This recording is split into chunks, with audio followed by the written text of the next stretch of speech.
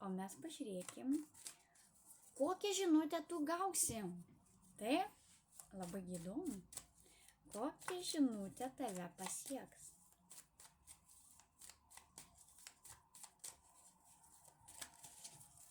Na.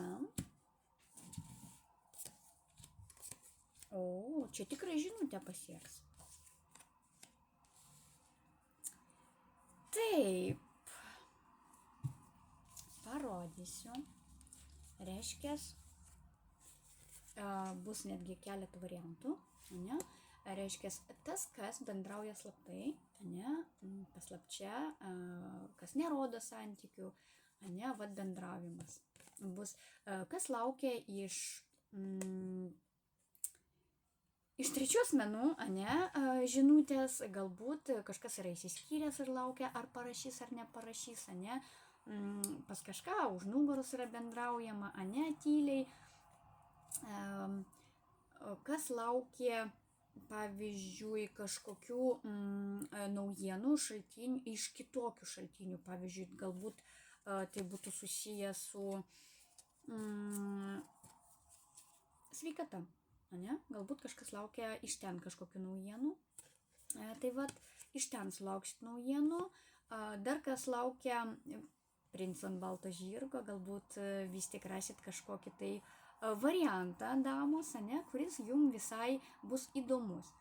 Bet jūs nenorėsit atsiskleisti, norėsit pasilikti savo informaciją savo, tačiau nori bendrausit, tačiau truputėlį užsidarysite. Taip, toliau.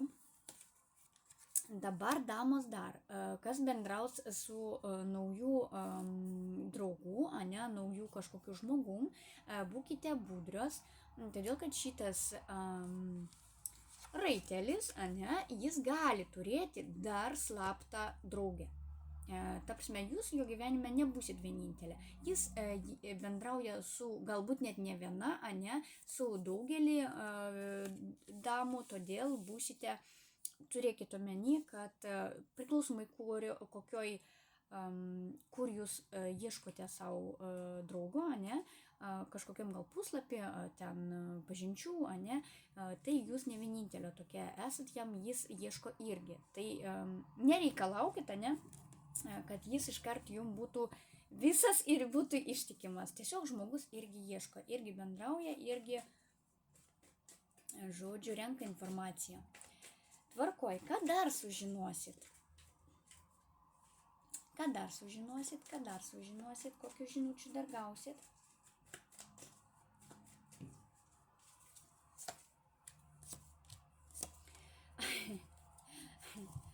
Ir vėl, kaip ir informacija labai panaši, vis tik nori grįžti kažkoks tai buvęs.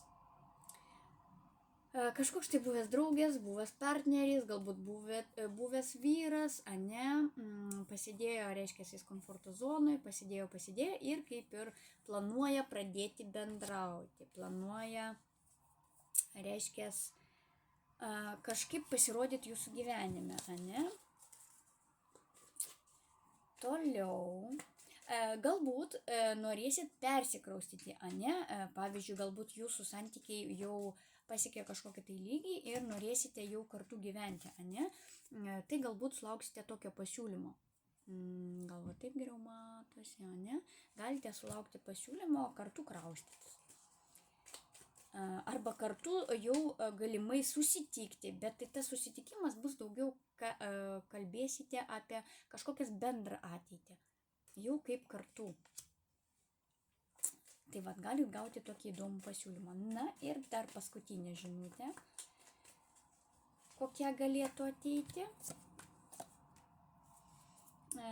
Reiškia, dar viena žinutė galėtų būti iš valstybės struktūrų, kas laukit kažkokių dokumentų, kažkokių patvirtinimų, parašų, pašalpų ir taip toliau, nes čia laukimas jau gana ilgai ir neaišku, kom tai baigsis, ką čia reikėtų dar papildomai, gal kažką reikėtų daryti, dar kažkokių papildomų dalykų jums reikia, dar va tokia nežinia, neaišku, jau gana ilgą laiką, turėtų viskas įsispręsti. Toliau, kas laukia, kaip jau minėjau pradžioj, dokumentų, pavyzdžiui, kas norėtų įteisinti kažką, ane? Galbūt advokatas reikalingas, galbūt įteisinti santuoką, ane? Galbūt įteisinti kažkokį tai savo įgaliojimą, ane? Nu, va šitie dalykai. Dar kažkas gali laukti dėl sveikatos, kaip minėjau pradžioje, dėl sveikatos kažkokių dokumentų, ane? Ten išrašo, dar kažko sveikatos, dėl sveikatos. Ir vat ilgai laukiam, niekas neaišku, ane, kažkaip gal jau reikėtų pasidomėti patiem, ane, kaip čia naglai lysti, pasidomėti, kas ten kur darosi, kodėl jūs negaunate informacijos. Pati aplinka, ane, yra gera, galima patiem stropiau, nagliau, konkrečiau klausti ir reikalauti konkretaus atsakymo. Nes mes čia turim labai daug tokių niuansų švelnių ir nereikalaujančių. Bet realiai netgi pažinčių momente galima jau iškart sakyti, ko tu čia ieškai, ane? Man reikia to, ano, trečio, ketvirto, man reikia tik tiek, ne, sukonkretinti.